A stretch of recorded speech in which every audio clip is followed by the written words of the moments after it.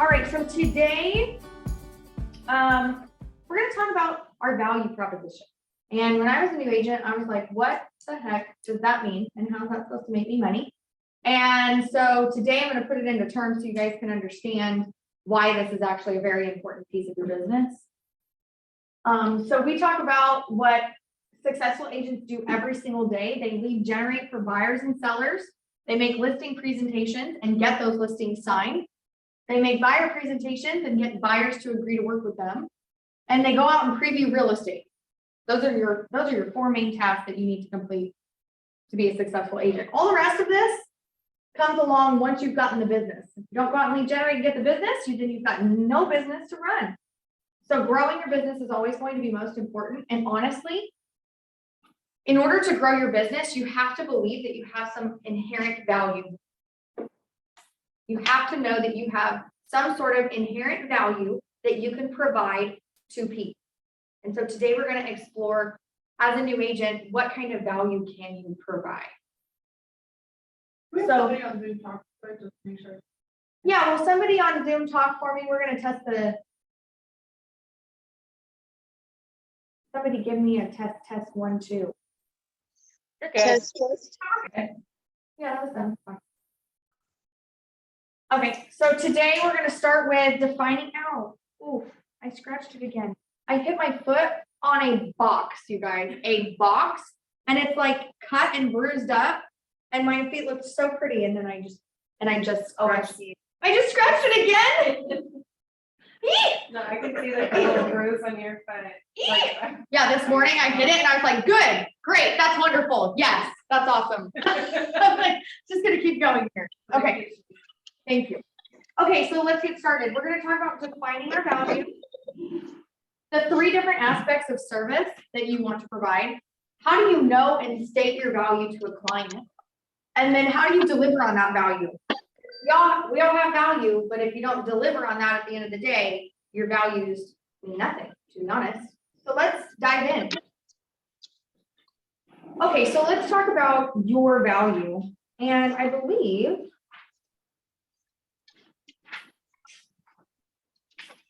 okay, we don't get started on the packet until, can you do me a favor?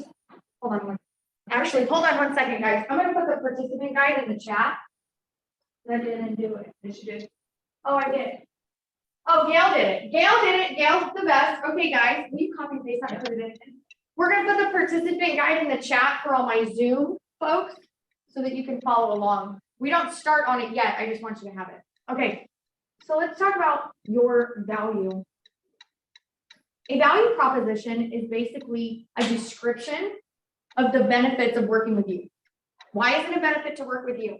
And you want to put it in terms that the buyer or the seller can understand. It doesn't need to be very complicated, and we'll get into that. So the first step is to come up with a description of the benefits of working with you. The second step is to clearly convey what you will do to earn the fee that you charge. Hi, how you doing? Hi. Good morning. Good morning. So we're going to say, hey, here's my value. Here's what I bring to the table. And because of that value and what I bring to the table, I earn my fee. Basically it. And then your value proposition, it's a covenant. It's an agreement. It's a promise to your client that says, this is what I'm going to do for you. Right? So it needs to be simple, concise, something that everyone can understand. I always like to say, if a 6-year-old doesn't understand it, you're being too complicated. You're describing it. It's got to be, if a 6-year-old can understand it, perfect. Everybody can understand it, right? Oh no. Now I got to click the thing again. Did I do that? No, it was me. Okay, so let's talk about the 3 aspects of service. This is where the participant guide comes in. If you turn to page 3 of your participant guide, we're gonna talk about the 3 aspects of service, and you're gonna get to fill out this page. So, yeah, the 3 aspects of service are: know the underlying purpose of the real estate profession. So there's answer number 1. You have to know what's the purpose of real estate. Number two, your value proposition. You have to have and communicate a clear sense of how you're going to deliver on that purpose. And then number three is a fiduciary. You've got to exhibit a continual drive to put your client's needs above all else.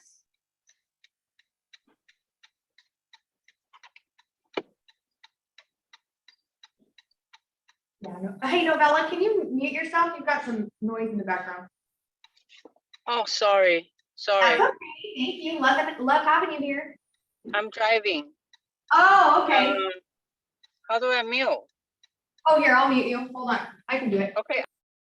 I love that you're driving and participating in class. I do the same thing sometimes because I'm like on the go and I'm like, I still want to be involved. Okay. Oh, no, Melly, you did it. You did it on your own. Okay, cool. All right. So, hey, Paul, how you doing? Here's a packet. We're on.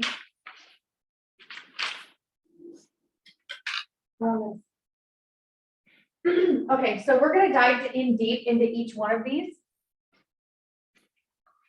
so that we can better understand our purpose, the value proposition, and our fiduciary duties. So I have a question for you all, and I want you to think about this, and I want your honest answers. What is the underlying purpose of real estate? To provide a service. To provide a service? The underlying purpose of real estate. Yeah, what's the purpose of real estate? The purpose of real estate. Shelter and wealth. Yes. Okay, shelter and wealth. Stability. Provide your home stability. Anybody on Zoom, what do you guys think? Connecting buyers and sellers together. Connecting buyers and sellers, okay. Anybody else? Investment. Investments, okay.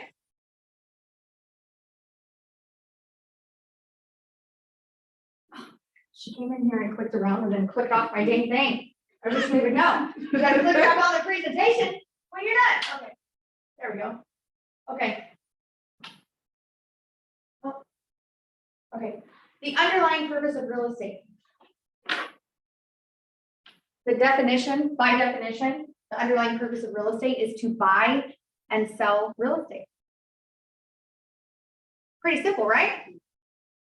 Buy and sell homes, real estate. Now, I want you to think a little bit about all of your answers. And were they that simple?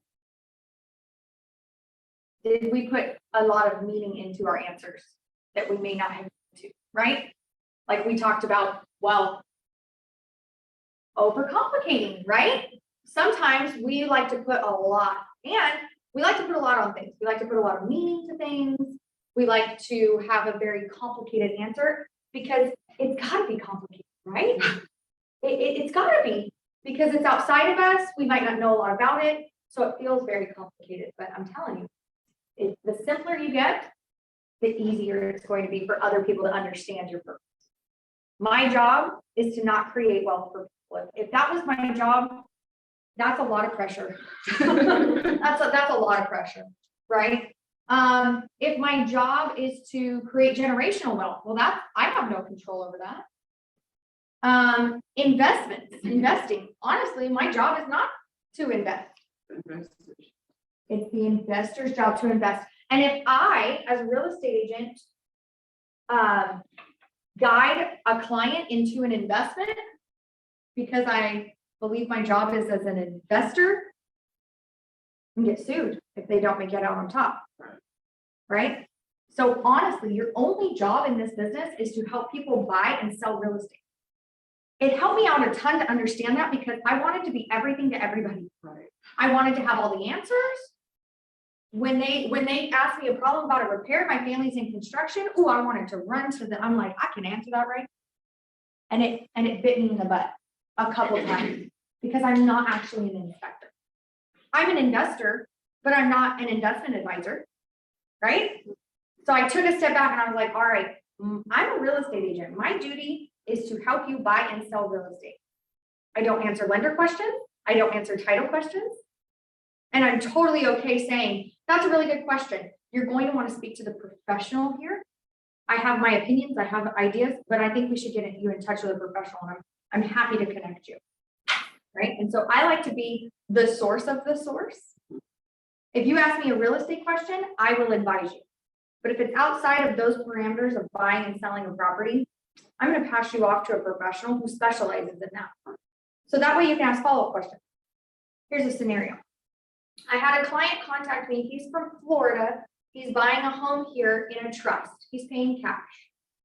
In California, in order for us to issue you a title policy, meaning that we're going to insure the title and make sure that no encumbrances are on the title and you've got clear, this is your property, it's clean and clear. If you have a trust, the title company has to review the trust document. Well, the entire purpose of a trust is anonymity. That's the whole point. You put properties in a trust so that way if you get sued, you get sued, not the trust. Right? So he just could not. I said, I need the trust document. He's like, why? I don't want to give you that. That's gonna open up. You're gonna know about me. Florida's a very different state. I don't know if you guys know this. Very different state. They don't require documents. And so I talked to him a little bit and I'm like, well, it's California's way. And then I stopped myself. I said, you know what? Here's the deal. I'm not the one requiring it. The title company is the one requiring it. So I'm going to pass you off to them and let them explain it to you. And then if you have any follow-up questions, they're going to be able to help. And he was like, okay, great.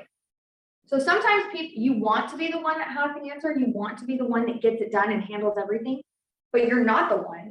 And people are not going to be upset with you for not being the one. In fact, no one has ever gotten upset with me for saying, that's a really good question. I don't know the answer, but I'll get it for you. But people have been upset with me when I have fudged an answer or thought I was right and I was wrong. Right? So simple. And there's this little acronym, it's called KISS. It's kind of rude, but it's keep it simple, stupid. And it's a sales thing. It's in every call center, it's in every sales lot. Keep it simple, stupid. The more complicated you make it, the harder it's going to be to understand. So what's the underlying purpose of real estate now? To help people buy and sell real estate. Okay, next. A value proposition. What do you think this truly means? I know I've given you some hints so far. What do you think your value proposition? What do you think that means? Selling yourself. What is the value that I possess that I'm offering you? Perfect. I'm proposing to you the value of using me. Absolutely. Do you know what your value proposition is right now? My value proposition is prospecting. Okay. She said no. You said prospecting. Anybody else know their value proposition? Obviously, you've never taken this class before, so I don't expect you to. I just want to know what you're thinking. I'd love to hear from you. I'd love to know where your mind is at. So my value proposition, would you guys like to, actually, sorry, let me stop. Zoom people, do you guys have a value proposition?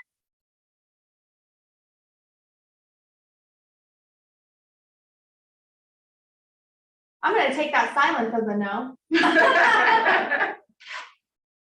So my value proposition is twofold because my value is different depending upon who I work with.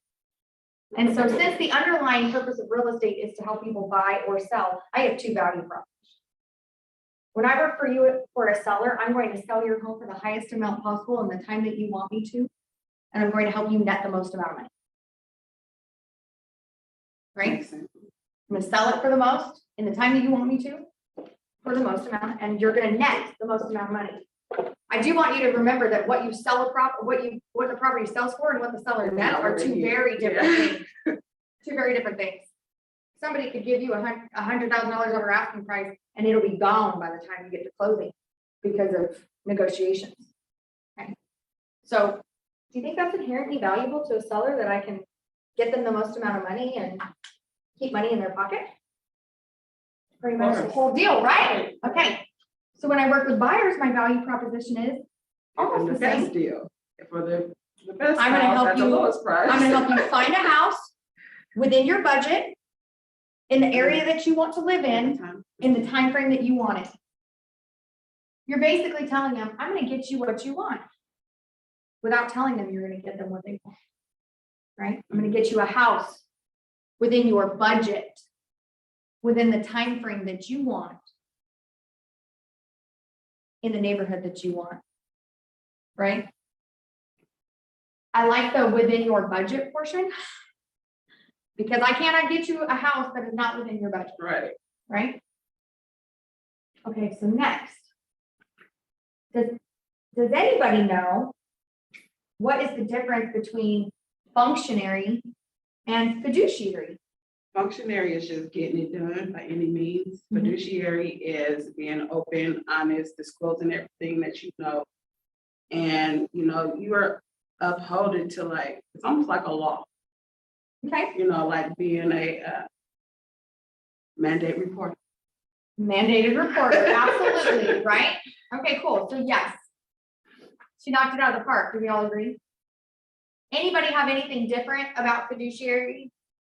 Go ahead. Do you wanna say it? It's like being a mandate reporter, when you're a fiduciary, yeah, you have to disclose everything that you know. Whether it's going to affect the emotional portion of that person in the sale or not, but because you know it, you have to disclose it. So it's like a what do I say? Mandated report. There you go. Yeah, absolutely, absolutely. Anybody else? I always give my Zoom people time to talk too, you guys. I don't forget about you over there.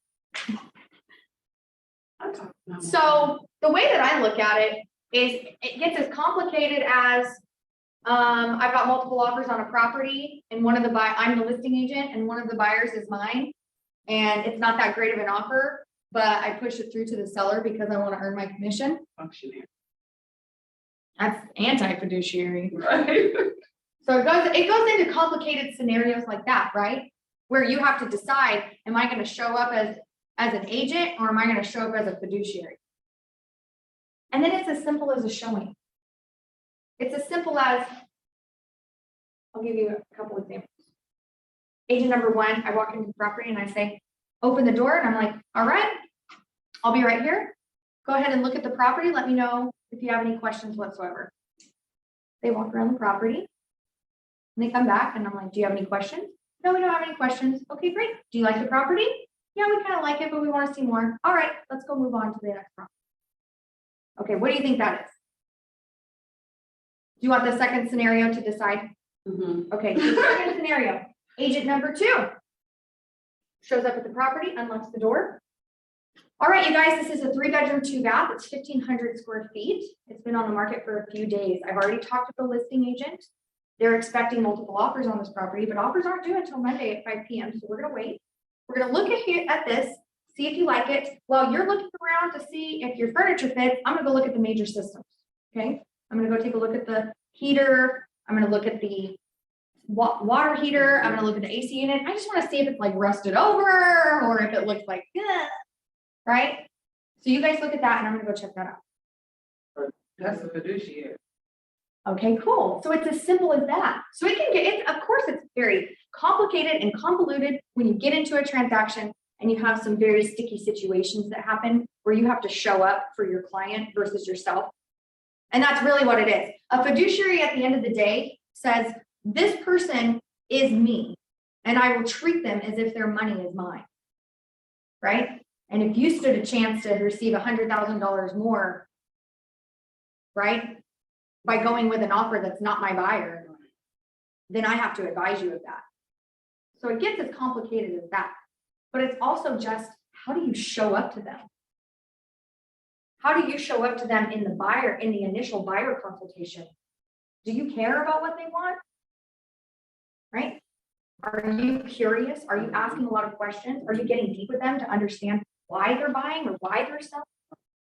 Are you asking questions about what they're going to do next or what's their financial situation, right?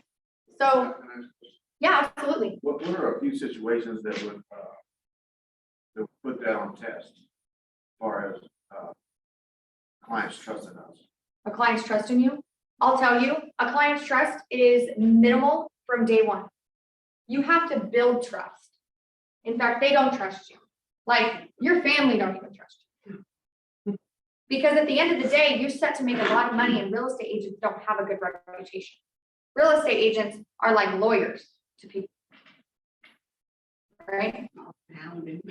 If they are. Real estate agents, car salesmen, and lawyers, they all get a bad rap. For good reason. Because there's some really bad eggs out there. So it's from day one. If you show up late, you're breaking trust. If you show up unprepared, you're breaking trust. If you show up and you have done zero research on you have done zero classes on the contract, zero classes on lending, zero classes on escrow. If you don't know what you're doing and you're meeting with a client, you can break trust within seconds. Within seconds. So I'd say there's a lot of situations where you can break trust, and it starts from day one. So how can we counteract that as new agents? Well, that's what Keller Williams, that's why we put these classes together. Like, I don't like to stand up here to waste my breath. It helps me train you guys. So that way, when you go out there, you're like, I'm prepared. When I got into real estate, there was zero classes for me at my brokerage, and I just walked into listings, not even knowing what fiduciary meant. I mean, I knew from the license, I'm a good person. I would never do anything to hurt anybody or to steal or do anything like that. So I knew that I wasn't going to do anything illegal, but I had taken no classes and I was listing property. Hindsight, I look back on me now, I'm like, Amy, that was not right. You should have taken classes. You should have gone to the contract classes that were offered to you. You should have gone to all the classes that you could have gotten, right? So I think about that. So that's why we have all these classes. That's why we're like pumping classes down your throat. We're like, videos, we got everything you need to learn what to do. So that way, when you show up to your first appointment, you're like, you're actually probably more like 3 years deep in the business. When you leave Ignite, and you've done all the contract classes, you're pretty deep. Deeper than most agents that go out there and start working with clients. I literally have a listing right now, and I'm getting phone calls and questions from agents that have been in the business for a long time, and they have never read that contract. I can guarantee it, because they would never ask me a question like that if they read the contract. It states very simply on page 1. Right? So there's opportunities for you to lose trust from the get. You've got to build that trust by making sure that you are acting as a fiduciary on their behalf. Right?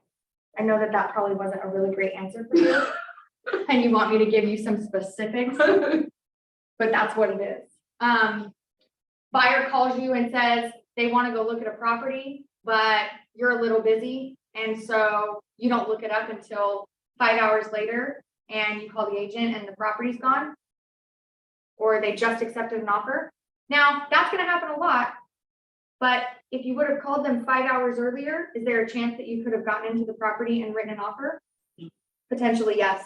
So being on the ball, being on top of it, right? Answering the phone, answering your client. Your client wants to put an offer in, and you don't run comps on the property. You just call the agent, ask them what a great offer would be, submit that offer, and never provide any comparable sales to the buyer whatsoever. That's more functionary than fiduciary. I believe everybody deserves to know what the comparable sales are in the neighborhood of the home that they're buying. Now, it might not mean anything, but it's important for them to have that data, right? Buyer wants to look at a property over the weekend. You have plans. You tell them the property's not available to view until another day. Property goes into contract. Not being a fiduciary, right? So you have to act as if they are you and treat them as if they are you. And I think that when you keep that in mind, like, what would I want my agent to do? How would I want to be treated? If I'm on a house hunt and I got to get into a house in the next 30 days, would I want an agent that's committed to help me do that? Absolutely, you would, right? And so then you got to think about that kind of stuff when you're working with clients. I am totally okay turning down business. Now, I wasn't when I was new. but I made myself so available that I didn't have to. Now, I've had buyers come to me and say, I want to get it. I had a buyer show up at a party. Not a buyer, a friend. Friend showed up at a party and she's like, I just got pre-approved. I'm looking for a house. And everybody's like, you should use Amy. And I was like, yeah, what's up? This was last year. So I'm coaching. I've got all my businesses going. Busy moment. And she says to me, yes, I just got pre-approved. I need to get into a house ASAP. In fact, I need an agent that's going to drop everything that they are doing as soon as I tell them that I want to see a house because the market's moving so fast. And I looked at her and I said, that's fantastic. I'm super happy for you. I am not the agent for you. Because I will not drop everything at the dime of a hat just to go show you a property, because that's not how it works. Are your eggs come back? That's not how it works. That's not how it works for me. But I'm not going to take you on as a buyer and then not give you what you want. So I just let her go to another agent. She was in contract within 2 weeks. Would I have been able to do that for her? There's no way, you guys. There's no way I would have been able to show her those properties all day. At that point in time, I didn't have control of my schedule. I was new to this coaching business. I was pulling my hair out. If I would have taken her on, I would have done her a disservice. So it wasn't anything personal, but it was me thinking with my fiduciary hat versus my functionary hat. Do you think I would have liked that $8,000 paycheck?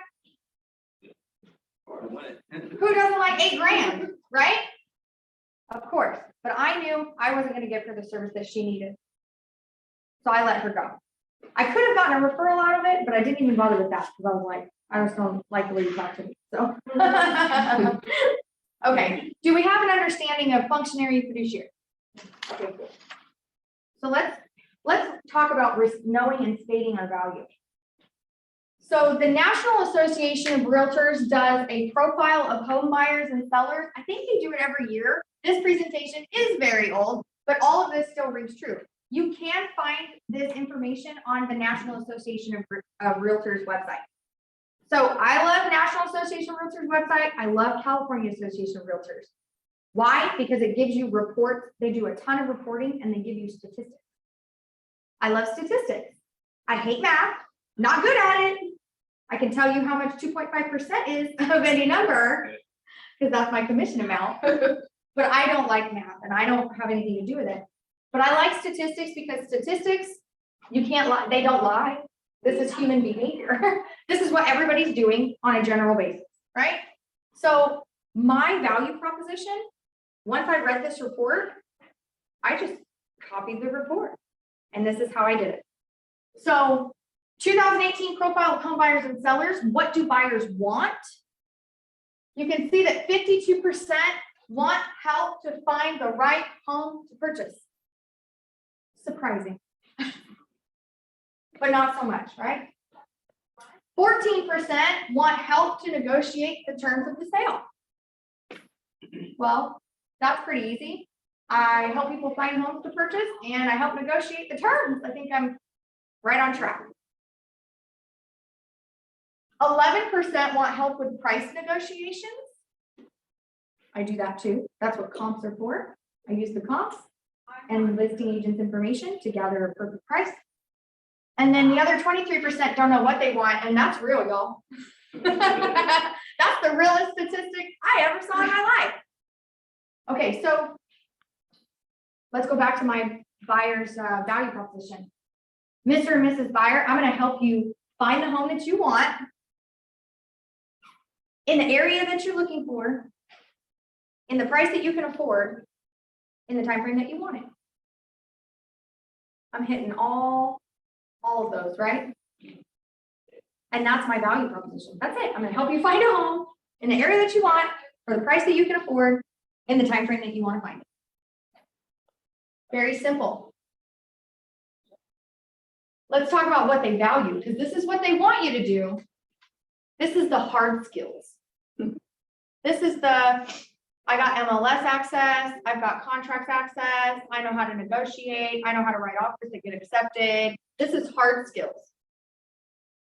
Soft skills, what do they value? 31% value the reputation of their agent. That's where fiduciary duty comes into play. That's where I was like, I'm a fiduciary to anybody I meet. I kind of took that on. Like when I meet somebody, I just know that about myself. When I meet somebody from the time I was young and started working, if you came to me with a problem, I'm going to take it seriously and I'm going to help you fix it. Even when I worked at a car wash, somebody come up to me and say, you missed this spot on the windshield. Oh, I got you. I understand. I would be pissed about that too. Here you go, sir. Looks great. You want me to get anything else? No, you're good? Okay, good. Have a great day. Best tip earner in the lot, right? Because I care about people. I care about what they want. I give a crap. If you came to me and you were like, Amy, I need help with this, I'm gonna schedule a time, we're gonna help, right? If I can help right then and there, I'm gonna help right then and there. That's just the kind of person that I am. So I'm a fiduciary wherever I go. I think that helped a lot with my reputation.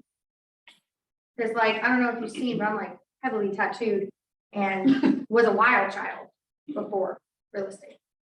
But I never did anybody dirty. I'll say that much.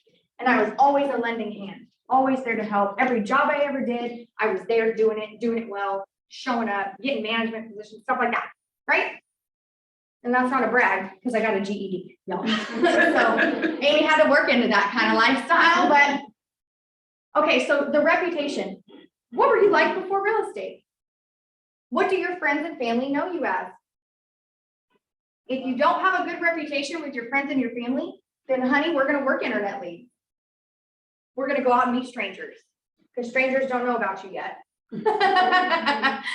Strangers don't know you, right? So they're not going to know your reputation. In fact, when I started working, a lot of my friends and family did use me, but I worked open houses and internet leads quite a bit because not everybody wanted to use me. Some people were like, let's see how she does. Let's see how she does. And then if she does well, then maybe we'll consider it. And I blew it out of the park. And every time I closed a home, I posted about it. New one closed, new customer, new happy customer, new happy customer. And then slowly but surely, they all started coming around, right? Because I had a reputation, a good one with some people, bad one with others. I had to rebuild it. And I did that by working with people and getting evidence. It's called evidence of success. All right, so your reputation, very important. They also want 19% want an agent that is honest and trustworthy. Comes along with that fiduciary duty.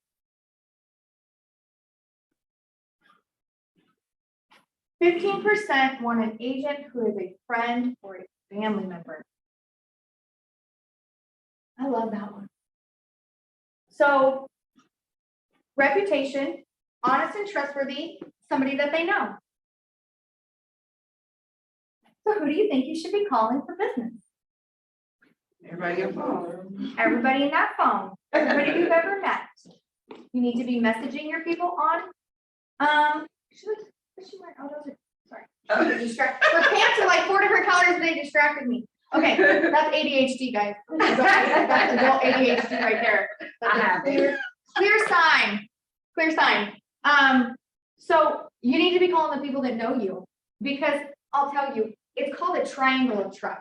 And it's like, I know Rachel and you know Rachel, and now we know each other. Right?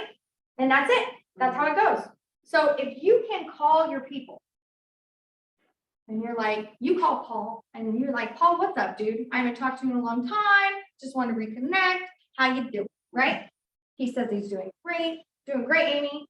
Living life, you know, happy to be out of this pandemic if we're actually out of it, blah, blah, blah, gas prices stuck. How are you? And I say, well, Paul, I'm doing really good.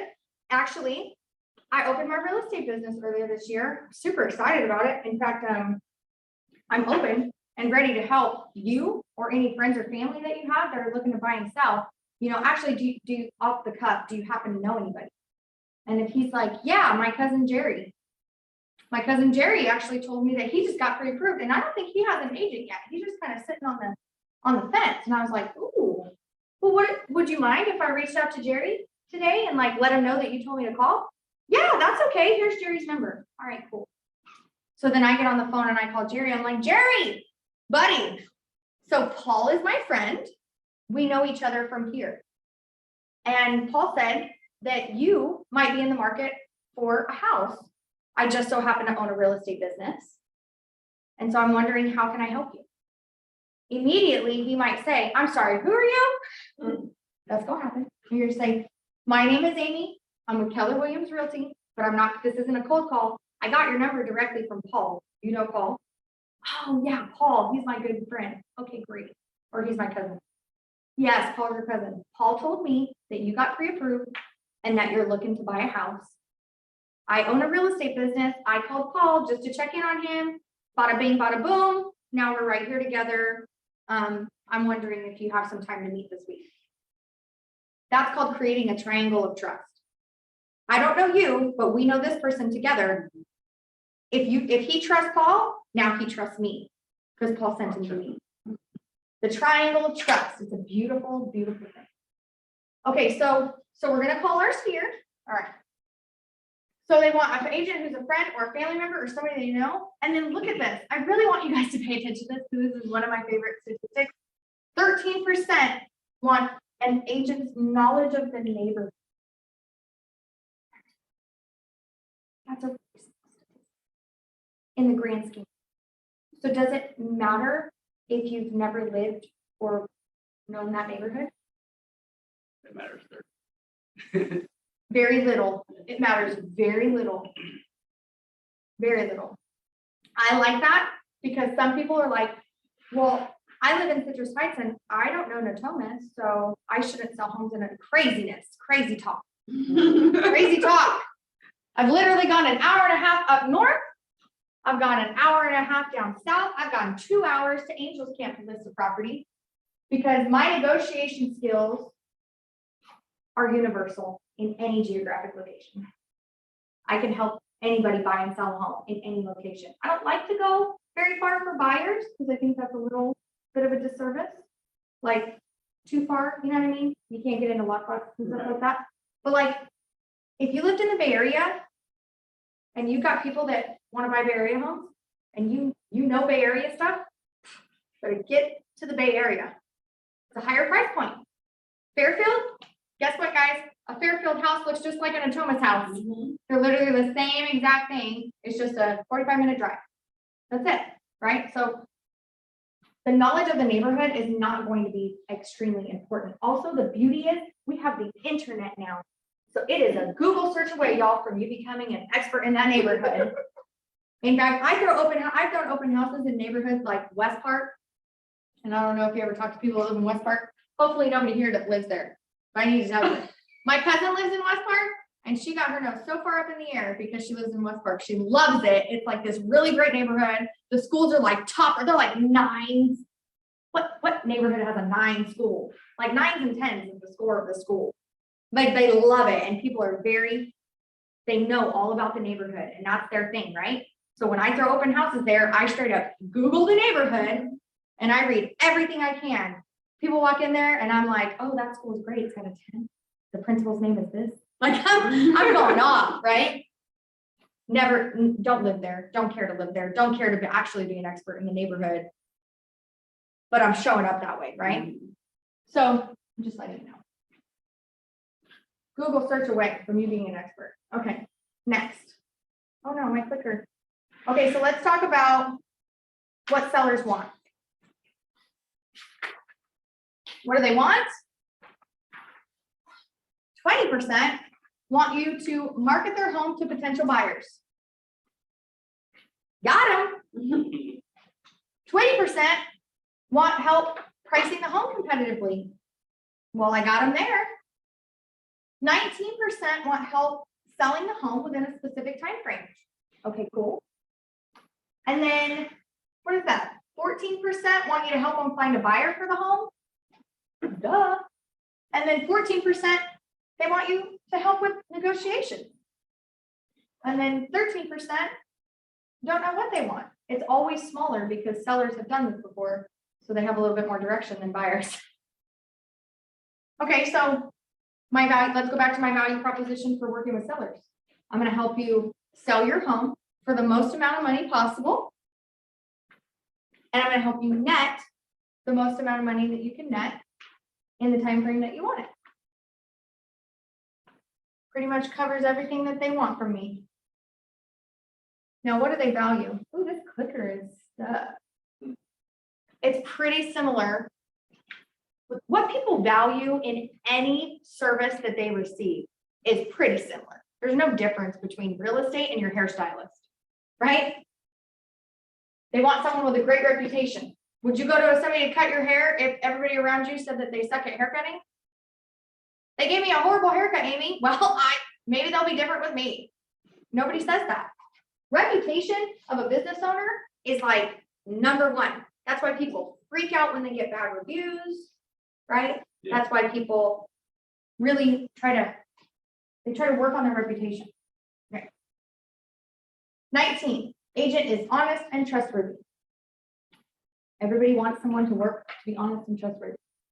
In fact, the Better Business Bureau is full of complaints of people not being honest and trustworthy, right? 14% want an agent who is a friend or a family member. So, where are you going to find listings? Your phone. Right in that phone. 16% want an agent with experience. They value an agent's experience. Only 6%. So to me, as long as I've got a good reputation, I'm honest and trustworthy, and I can triangulate them somehow with trust, I'm in the game. They don't even care about my experience that much. That's pretty cool. So as a brand new agent, you know that inherently your value does not lie necessarily in knowing everything about real estate. It lies in the kind of person that you are, right? So a lot of you probably came into this class and you're like, value proposition. What kind of value do I bring? I don't know anything. But we're going to do an exercise here in a second, and we're going to talk about you and what you bring to the table personally. And I want you to remember, oh my gosh. Oh, the battery maybe. Oh, I don't think it's a, oh, it's the whole thing. I mean, Frankie, this thing don't work. You broke it. Something fell out. I know. Oh no, all right. I'm gonna do it from here. You know what's so funny is like this clicker, y'all, is take, oh, yeah, it's done. Okay, good. Clicker's done. All right. Okay, so I want you to go back really quick. Can I ask a quick question? Absolutely. What would you say to someone that says they don't want to buy a house because prices are outrageously high right now? And it's gonna just go down. It's not going down. They don't want to be in that spot. I get it. Okay, so the question was, what do you say to someone who doesn't want to buy a house right now because the prices are so high? I tell them you're right. Inflation is continuous. You're right, prices are super high. Oh, you said that they said they're gonna go down? Yeah, they're not going down. So I'm gonna sit, okay, so I get it. I'm gonna wait for the crash. We'll wait for the crash to happen. And then I would ask them, why do you think that? Why do you think that a crash is going to happen? And then you listen to them. You listen to them and you let them spew everything that they've ever thought. And that's pretty much it. You're never going to convince someone to do something they've already convinced themselves they don't want to do. So then you pull up your trends in Metro list. Oh, here you go. I'm going to be 100% honest with you. I don't ever try to convince anybody, because the moment you start trying to convince somebody, there's a thing called cognitive dissonance. I don't know if you guys know about this. Cognitive dissonance is a thing that our brain does. That when we've decided something and we have a belief in it, our brain will find patterns to reinforce that belief with us, to make it so strong that even evidence of the opposite presented to you will mean nothing. It's called cognitive dissonance. It is very important for everyone to understand.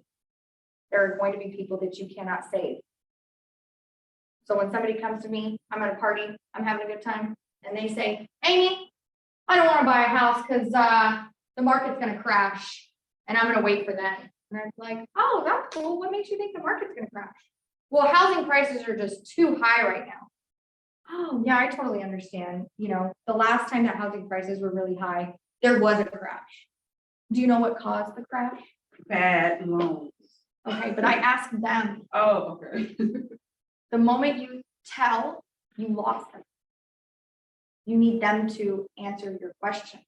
So I'm a big question person. What makes you think that? Well, housing prices are super high and there's got to be a bubble. It's got to end somewhere.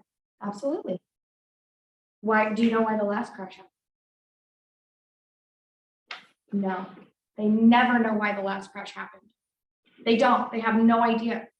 All they know is that they were probably a teenager or they were some, I mean, we should be all different age ranges.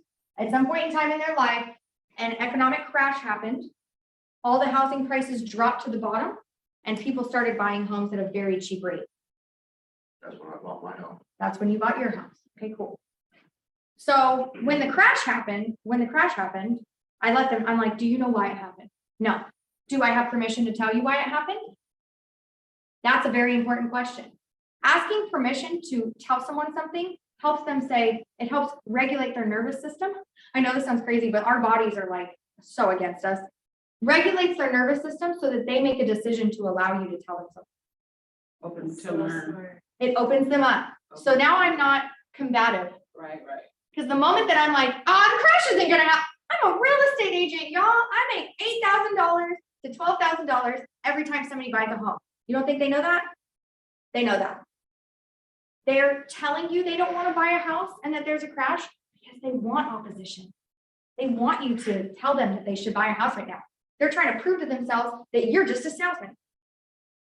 Psychological warfare, but it's real. How likely is the market to? Because if they- crash? Well, I'm going to tell you, because if they really wanted to know, then they would ask you because you're the expert, right? If they were really curious about the market crashing and buying a house and all that, wouldn't they say, hey, I'm thinking about buying a house, but I'm not really sure because I'm afraid of this. They're looking for you to poke and say, no, you're wrong. They want that. If they didn't, they would ask questions, but they don't, they assume. So they're just looking for a conversation. If somebody comes to me and says, I'm not gonna buy a house, they're not my client. They're not my client. I actually don't even care where this conversation goes, to be honest, because I'm never gonna change their mind.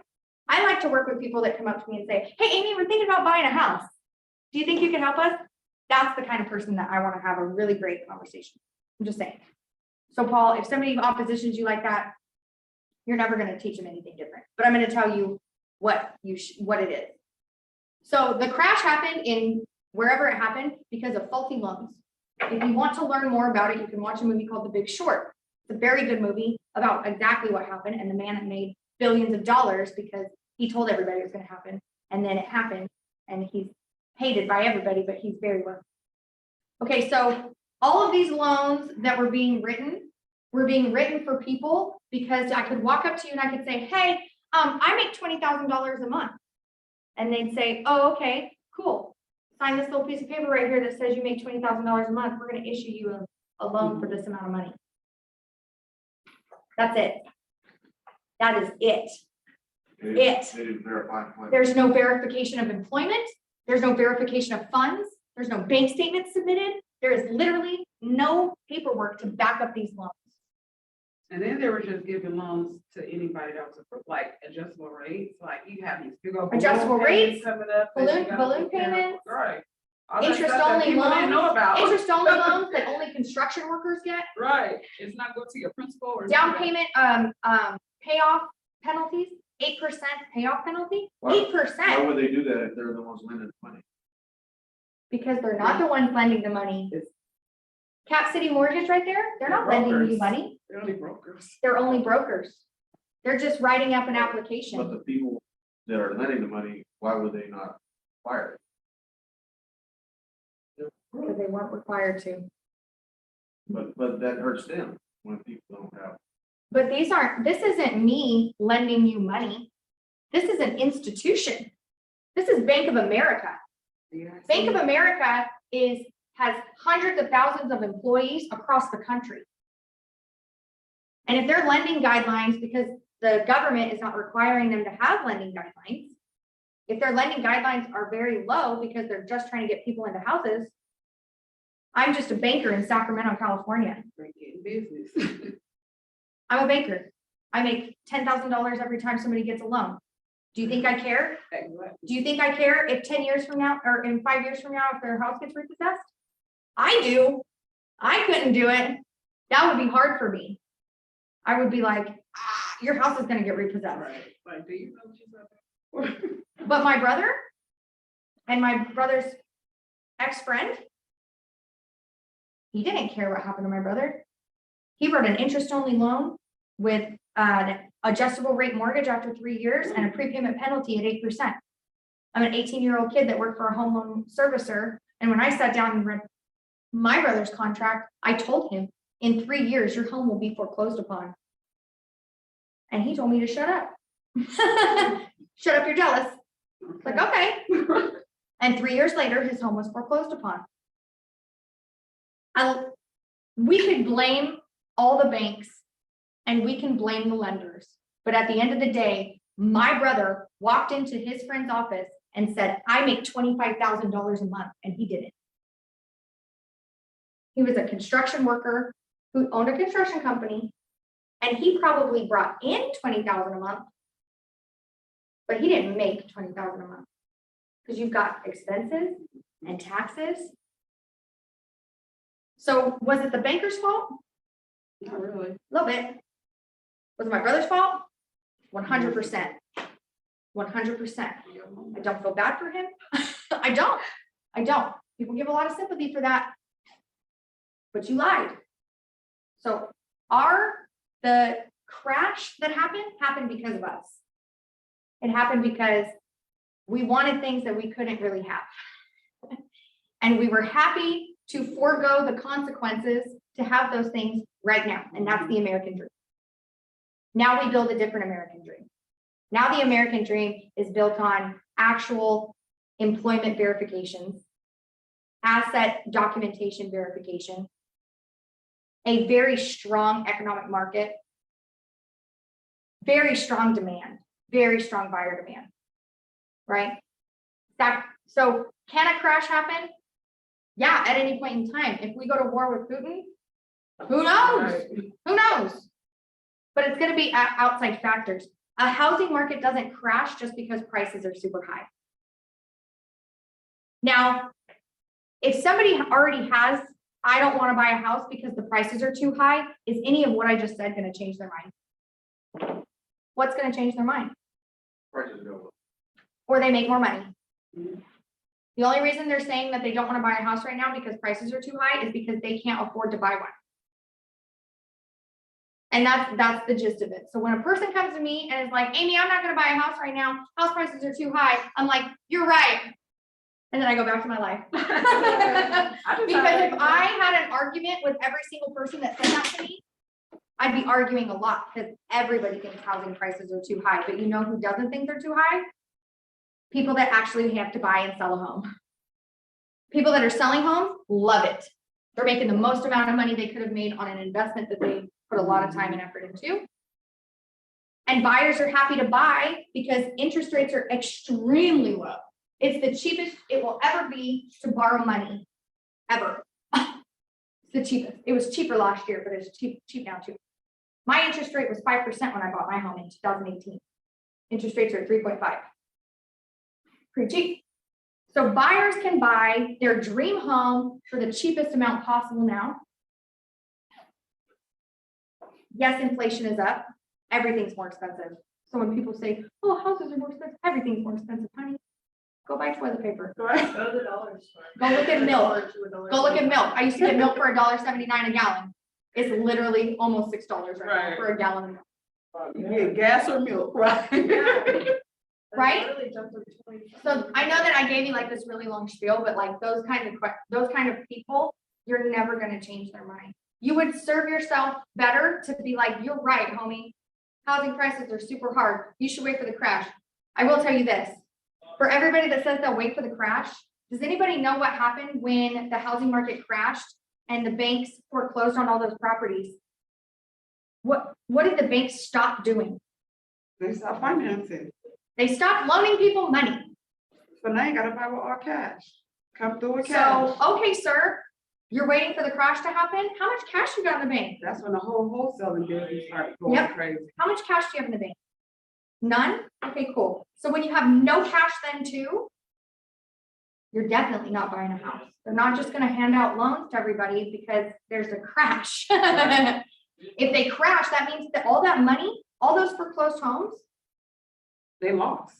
they sold those, they've loaned out loans at 500 grand and they sold them for 70. Banks are not giving loans out. You didn't get your home in that crash until about 2 years after it crashed. That's when they started giving out loans. Because they foreclosed on all those properties, they pulled them back in, they sold them for what they could, they recouped as much as they could, and they said, damn it, we gotta start collecting interest on something. Because now we got all this money sitting in the bank, and we need to loan it out again so that we can start building back up. Loan it out, get it paid off, loan it out, get it paid off, loan it out, get it paid off. That's how they build. So if the housing market crashes, banks will crash. We will not be seeing loans happen until about 1 to 2 years after they pull that back in. That's when first-time home buyers came out. We didn't have any down payment assistance first-time home buyers plans before the crash.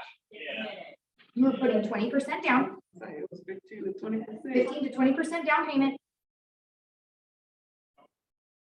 You could get an interest-only 0 down payment, but you were getting a very high interest rate. It was gonna be like 10%. You were probably looking at a dual, it wasn't even a down payment, it was a second mortgage that you had to pay on. So the crash, I don't foresee it happening. Why don't I see it for crash happening? And then we're gonna get back to class because this kind of took it off point. Why don't I see a crash happening? Because I've been in this business for 7 years and they've been predicting a crash every year since I got into the business. And I have watched housing prices increase incrementally. And then COVID hit and there was a housing shortage. That's the only reason that price increases went up so much. It's a housing shortage. We don't have enough homes. What happens when you don't have enough of something? Buyers want it even more and they drive the price up. Same thing with gas. We have a huge demand for gas and fuel in this economy. Nobody latched onto Tesla. They came out with the Model A or whatever it's called, where it's 34,000. All of us should have been out buying that. All of us. But we were like, no, we don't believe in it. Look at you now. Right. Look at us now. I'm out driving that Lexus, and every time I drive a mile, I'm like seeing it tick down. I'm like, no. I have to rebudget for gas. Right. Should have bought a Tesla, dude. Plug it in. John got a Tesla at the beginning last year, just in time, man. Just in time. I'm like, so jealous of you right now. Okay, so hopefully that kind of helps. But I do want to say, you're never going to change someone's mind about buying and selling a home. It's just not going to happen. So I like to leave those people alone and move on to the people that have a need. Because there's always going to be somebody that needs to buy a house. They need to sell their home. Those are the people that you want to work with and focus most of your time on. But it's good to know why these things happen and be able to explain it. Did you say the prices haven't went down in 7 years? Prices have not gone down in 70. Prices haven't, no, longer than that. Prices haven't gone down since the crash. And how long has that been? 2006. So we're coming up on, it's gonna be 20 years pretty soon. I'm gonna tell you something, housing prices haven't gone down in all of history. The crash that happened was a blip. In the grand scheme of real estate, I want you guys to go look up real estate sales prices from 1920s until now. Look up the 100-year chart. Housing prices have only gone up. The only time people are worried about a crash is when they're short-term investors. But if it crashed, so it crashed in, I think 2006 was the height, it crashed by 2012, 13, no, I just got the business. 2014, 15, we had a full recovery. So that's a pretty short period of time. Most people own their home 5 to 7 years. 2007, 2014, where I'm so horrible on that, what is that, like 8 years? No, that's something. 7 years, 7 years. So for anybody that bought a house then, for anybody that bought a house in 2006, as long as they just stayed in it and could actually afford their payment, they're fine. The only people that lost in the crash were who? People that said that they could afford something they couldn't afford, people that got into loans because you know how you get into a great loan? You have great credit, you have a good down payment. The people that got into crappy loans like that had horrible credit and no down payment. They were given an opportunity. That's what down payment assistance is now. So when people get approved for down payment assistance, they get bad interest rates. Down payment assistance is a very high interest rate, absolutely. Yeah, absolutely. Okay, I have to. Oh, you're not reading it already? Hold on 1 second. No. Okay, so I want to do this activity for you. Hold on a second. No, I'll do it. No. You got it correct. Hey, you guys. Hi, we're teaching a class. Oh, sorry about that. Okay. Okay. If you guys need to leave, that's fine. Let me do something really quick. What is the interest rate for down payment assistance? Hold on for 1 second.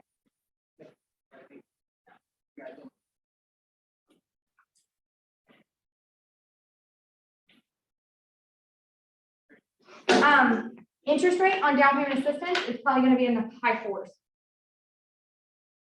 Because you're asking them to give you everything. Okay, I want you to do something real quick for me. I want you to do this activity. It's called reflect on your value. We don't need page. It is, it's on page 4.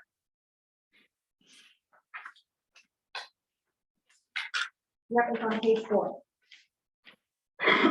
Okay, perfect. I got my paper. All right, awesome. So on page 4, there's some questions here. I want you to take some time to read them. I'm going to talk a little bit while you're thinking about this, but I want you to write down on number 1, it says, what words would you use to describe yourself? Because as a new agent, again, we don't have the experience, even though it seems nobody cares about that. We don't have a lot of experience. And so a lot of times we are a little bit lost with what value we're going to provide. But as you noticed, the hard skills can be taught. These soft skills, I can't teach them. Those are things that come from within. So I want you to think about words that you would use to describe yourself. Before I was a real estate coach, I was punctual. Before I had 3 businesses, I was very punctual. That was something that was good about me. I was always on time. Honest. Write it down. Honest. Trustworthy. That's the one that we had in trouble. Absolutely, sir. Absolutely.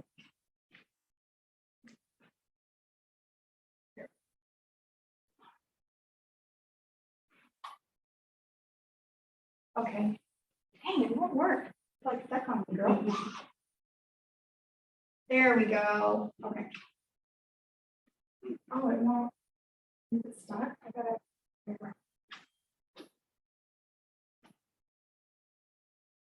How is it doing? The one you have to manage to where it's probably. I gotta take her first. I'm just kidding. There we go. Okay, second question is.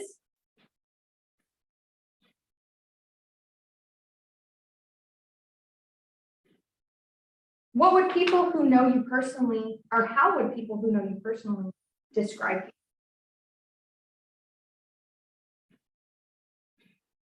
What would your friends say about you? If I called him today and I said,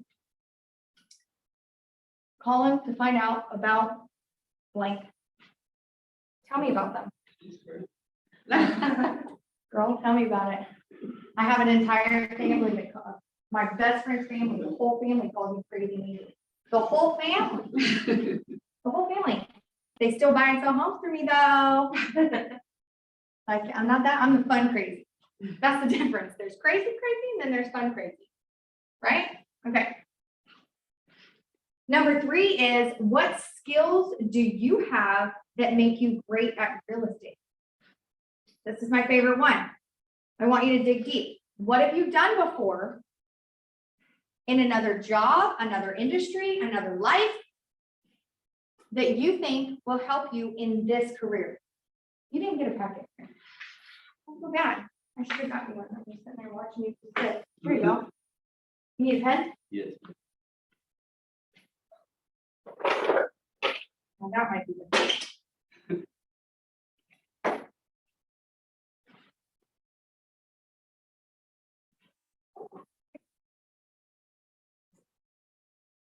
Yeah, no problem. And then the last question, what experience do you have that's going to make you a great real estate agent? So, just to give you some examples, if you feel stuck, I've been in customer service since I was 15 years old. Customer service and retail. Ugh. Customers always right. I worked in a call center, so I know how to talk on the phone. I know how to build rapport on the phone. I know how to do that whole thing. I've been working on a computer since I was like 8 years old. I know computers inside and out. I can troubleshoot them. That's very helpful because we live in a digital age, in a digital world.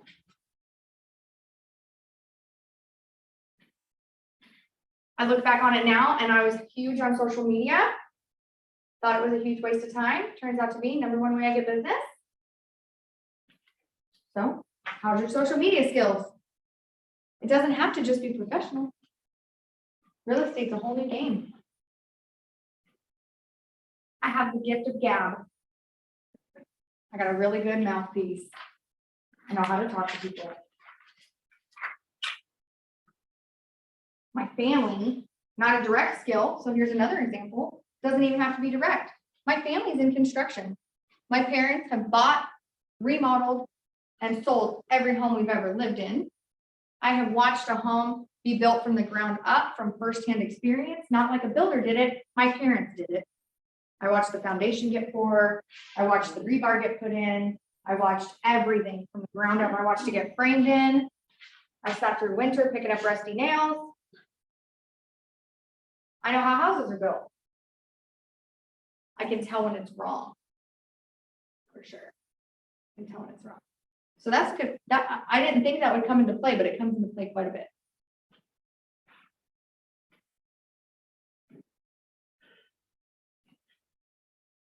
So I want to hear from you guys.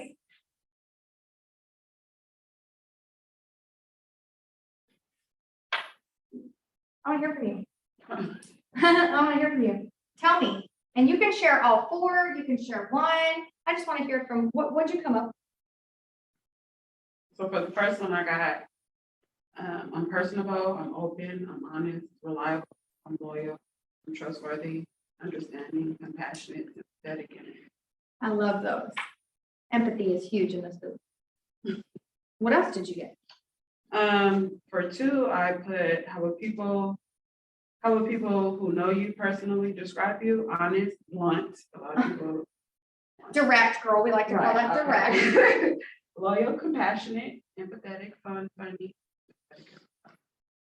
For number 3, my skills come from customer service, retail, call centers as well. So I have good communication skills.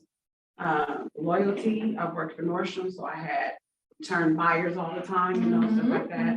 And I'm self-motivated and dedicated. I love that self-motivated part. My experiences that I have is customer service, the retail. I'm good at building rapport with people. I'm good at troubleshooting also. And my education, learning. I love it. I've about to buy it. Oh, okay. Anybody else?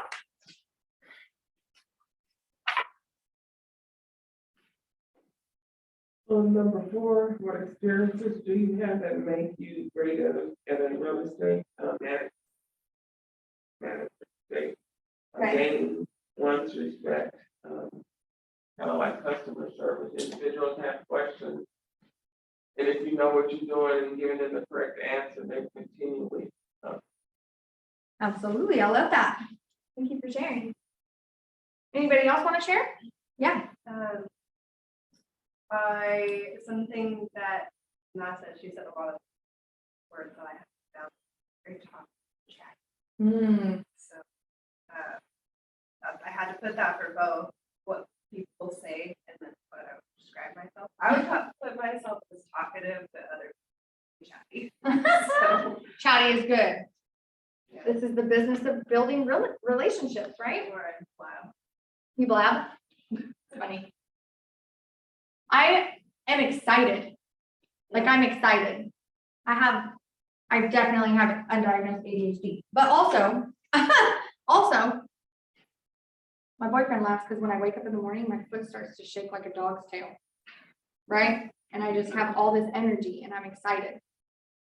That's half the battle sometimes. Just being excited to be there. That's how I was when I knew I was gonna start this class. I was like, I just can't wait. See? Oh, I love that you felt that way. That makes me happy. And I was sitting at home, so it's like getting out the house. Yeah, I wanna go, let's go. yeah. I love that. I love that. That makes me happy. Anybody else have anything they want to share? Number 3. What skills do I have that make me great at real estate? I put desire to deliver content. That's a really good one. Absolutely. I love giving people what they want. I love that. Absolutely. Anybody on Zoom want to share with us?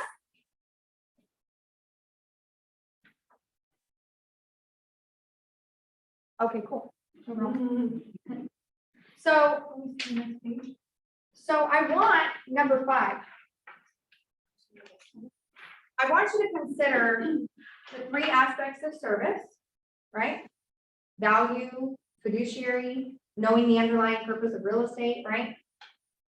And how are these present in your relationships right now? And how would you improve your service based on understanding these? So if you don't have any clients right now, you're probably like, well, what is this thing? So I would say, how does this exist right now? How have you already shown up with these things? And then how can you improve? What are some things that you picked up? You're like, oh, I got to improve on that.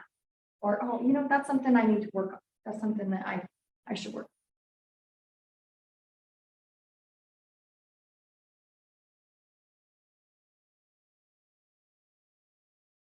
So basically, what value are you bringing right now? What value do you bring to the table?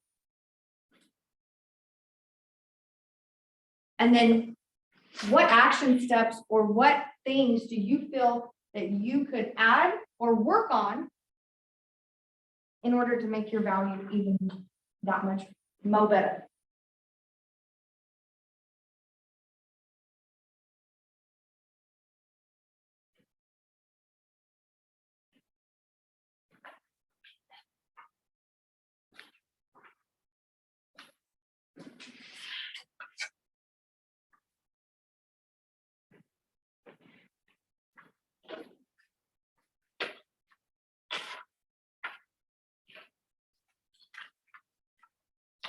Oh, I'm seeing paragraphs. I love it. I love it.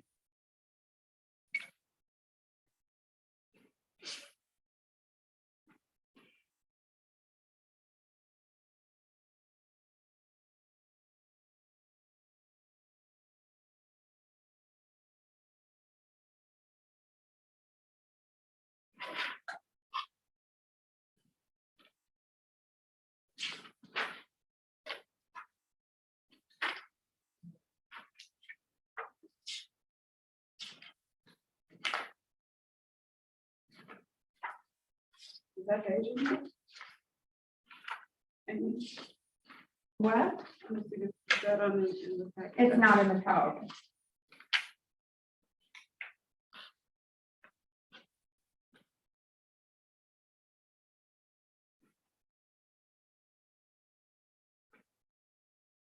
So when it's saying value proposition, that's like, telling people why they should do it, why they shouldn't. No. Value proposition is what value you bring. Why should they work with you? You're never going to convince someone to buy or sell a home. It's just not gonna happen. It's too big of a purchase. There's actually this book called Spin Selling. Read it. It talks about the way people buy. And in the book, it talks about impulse purchases. Spin selling, impulse purchases. Impulse purchases, you can convince someone to buy a candy bar. Because it's a small nominal fee for a perceived value. It's a small fee. It's something that it's like $2.95, maybe less, right? I think you could probably get a candy bar for under $2 still. So it's pretty cheap, right? You can go door to door and sell candy bars and convince someone to buy one. They used to have Kirby vacuum salesmen. Mhm. You can convince someone to buy something that's even $1,200 if you got a financing plan, right? But when you're talking hundreds of thousands of dollars, and on top of that, not only do they have to have great credit, but they also have to have a large sum of money for a down payment. You cannot convince someone to do that. So that's not our job. Our job is not to go out and convince people to buy and sell homes. Our job is to be valuable to those who already want to buy and sell a home, right? So my value proposition, I'll repeat it again. Because honestly, a lot of the soft skills that we talk about, being trustworthy, being honest, those are expected. Right. So if you walked in and you're like, I'm trustworthy and I'm honest, they're gonna be like, Kudos. are you? Who are you trying to convince? So your innate, your value, now, the reason that we explore that is because you need to know that you're valuable. And you need to know those things are valuable. Those are things that people want. But in the grand scheme of things, what do sellers want? They want you to sell their home for the highest price possible and put the most amount of money in their pocket in the time frame that they want. And what do buyers want? They want to buy a house in the neighborhood they want and the price range they want it. So that's where your value proposition lies. You need to know your value. You need to know that you're a good person, you're trustworthy, you're honest. Knowing those things, establishing that within yourself helps you have the confidence that you need to go out and learn the skills that you need to learn in order to provide that value. But your value proposition needs to go, what is valuable to them? To a seller, it's selling their home for the most amount of money in the time frame. Now, mine goes even deeper for sellers because I kind of tell them that surface level, but when they come to me, I tell them, I'm going to sell your house in 7 days. I'm going to get you multiple offers and you're going to be put in a position of power so that you could potentially make the most amount of money, keep the most amount of money in your pocket, and get it done in one fell swoop. We don't have to fall out of contract. That's a real value. What does a realtor have in order to sell a house? Price it low. Wow, that was easy. Yep. Price it low and really good marketing. I hire a professional photographer to take pictures. I do not chimp on, or I do not like shortchange on that. So I get professional photos, I put it on the internet, and I price it low. That pretty much does the trick. So when I work for buyers, I tell them, hey, I'm going to help you buy a house.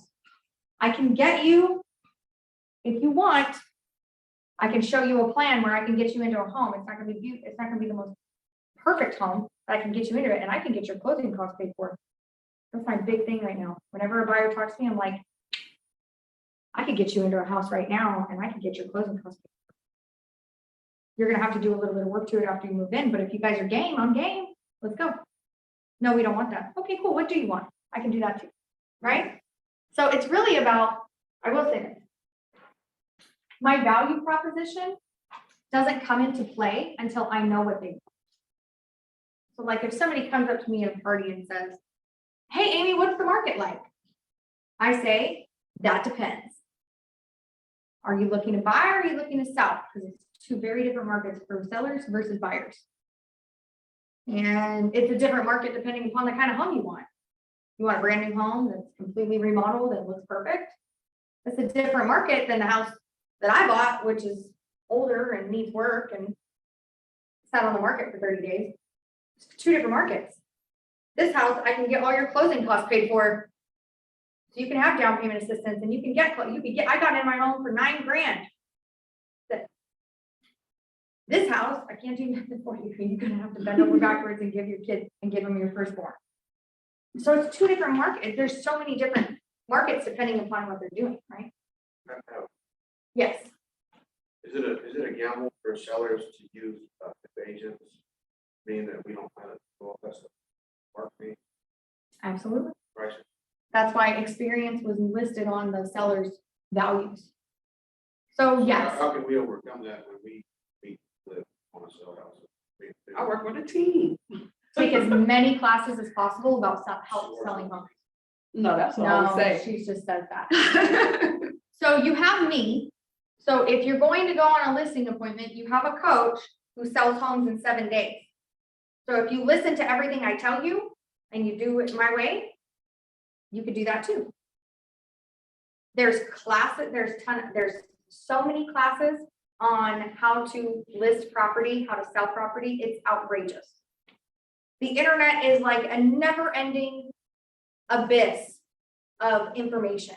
Can you take someone's house for sale active listing and then just post it like on buy and sell Facebook group Yes. and put your own name on top of it? No, Get you need, permission. no, you don't need to get their permission. If No. it's listed on the internet, it's free game. Oh, okay. You just have to list that you're not the listing agent. Just write that on the post, not the listing agent, but this house is for sale. I like to word it a little bit better than that. I say listing provided by. And then I don't put the listing agent's name, I put the brokerage So you put their information. at the bottom. Yes, That's So- something I want to work on right now to do, is the buy and sell groups on Facebook just get a lot of attention. okay, so I will say, if you post a listing on a buy and sell group that's not yours, you're gonna get a bunch of flack for that. Buy and sell groups are specifically for buy and selling stuff. That's yours. That's the connotation. If I went on a buy and sell group and I posted a motorcycle that was for sale by Johnny, and Johnny also posted it, why would anybody go through me to buy that home? When Johnny's the one that listed it. In buy and sell groups, there's a connotation that you are the person selling the product that you're listing. Just saying. That's the idea behind those. On your personal Facebook page, absolutely, you could take my listing that's up in Cameron Park, you could post the MLS link that basically has all your information on it, and you can say, look at this amazing Cameron Park property. If you guys are looking for a property in this area, please call me for a private showing today. And then under that, you would write listing provided by Keller Williams Realty. You don't have to put my name because I don't actually own the listing. I'm just an agent. The brokerage owns the listing, so you put the brokerage's name. So is that like against the rules or something to put somebody else's property up? Why? I just Yes. said that you could do it. So why would it be against the rules? Well, you said something about it was negative to put on In a buy and sell forum, yes. I mean, think about it, like, you're not supposed to be going in and getting clients from buy and sell. If you go into a buy and sell rule, it will tell you no self-promotion. You're not allowed to go in there and be like, hey, anybody want to buy this house that I'm not listing? No, you're gonna get kicked out of the group. So you gotta go into each individual group and read the rules of engagement, because it's gonna tell you. I've been doing it, and I've been listing homes in groups for a really long time, and they will kick an agent out if they allude to the fact they're selling something they're not. So that's groups. You gotta read the rule. Every group is different. They're selling something that's not theirs. Yes, every group is different. Okay, so then on your page, you make the rules, right? And the only rule is that you can't lie and say you're the listing agent when you're not. So you just say listing provided by Keller Williams. But yeah, go in and read group rules because they have very specific rules. Now, if I have a listing, I definitely post it in the Facebook groups. But I'm the listing agent, so I'm allowed to do that. But you're not, as a buyer's agent, you're not supposed to go into those groups and try to get business. They're for posting things that you have for sale. Okay. How's everybody feel when you came into this class? I want to know how many of you felt that you had value. not as much value as realized. Not, okay, good, that's what I want to hear. Now, how many of you think you have value now? You all better be raising your hand. You all better be raising your hand. You have so much value. I want you to know that. And I hope that this helped you understand value and what it brings to the table for buyers and sellers. But you all have inherent value. I tell my kids, you're valuable and you are worthy just because you exist. And so you are the same way as well. You did a few things that make you more valuable than you think, and that's called getting your real estate license. That was number one. They ain't got their real estate license. They don't know as much as you. Automatically, from the get, you're valuable to anyone, right? That's not a real estate agent. And number two, you signed up with Keller Williams and you already started your training. The training that we give here is like bar none. There is not another real estate agency that has the training courses that we have available to you. Please take advantage of them. The more that you take advantage of the training, the more value you will have in yourself. Because really, it's not always about convincing everybody else that you have value. It's about convincing yourself, right? At the end of the day, sometimes that's what it's about. So hopefully after today, you can go out there, make some phone calls. So these are some habits that you should start taking into account every day. Add 10 people to your database. If you've already added everybody to your database, call those people. Have 10 conversations a day. So if you talked to 10 people yesterday, send them a little text or a handwritten note that says, hey, it was good talking to you. I always like to add those little bit of just remember me. I want you to see my name a bunch. If you see my name a bunch, you're going to remember me. And then go look at properties. Go out and preview vacant properties. It's going to help you understand why does a home sell for 600, a 3-bedroom, 2-bath sells for 600 in Natomas, but 400 in North Highlands. Why? You need to be able to speak on that. And it's not just about the neighborhood. Trust me. Why does a home sell for 450 in Citrus Heights? Right? Those 3 homes are going to look very different. And if you can speak to that of why it's different, that brings value to your clients, right? Looking and previewing properties is so important. If you're new to an area, you don't know an area, you don't know streets, you don't know what, go preview homes in that area, you'll learn. Right? Where would we find the homes to preview? On the MLS, Okay. you can do a standard search and just add showing instructions, vacant. And then you'll see all the vacant properties, and then you can just go start looking at them. I also like to go look at open houses on the weekends too. Makes it a little bit easier for you. And your Keller Williams app, the consumer app, the white one with the red letters, that will tell you where open houses are. But you can also look up open houses on the MLS. So you can go walk in, check out the property, and also you can get a little education on how other people are doing open houses. Where are they putting their signs? What kind of materials do they have? How do they show up? What do they look like? All of that. Okay, I'm so sorry I have to go.